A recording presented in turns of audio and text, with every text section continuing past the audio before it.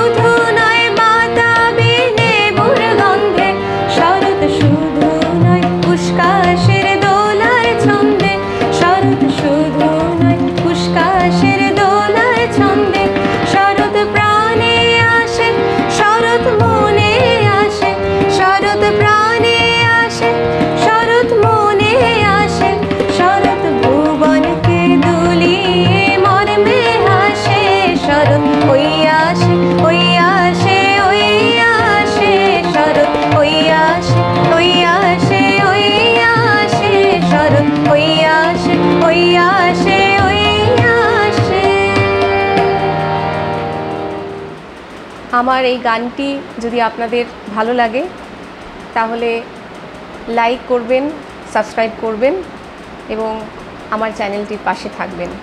সবাইকে আমার নমস্কার।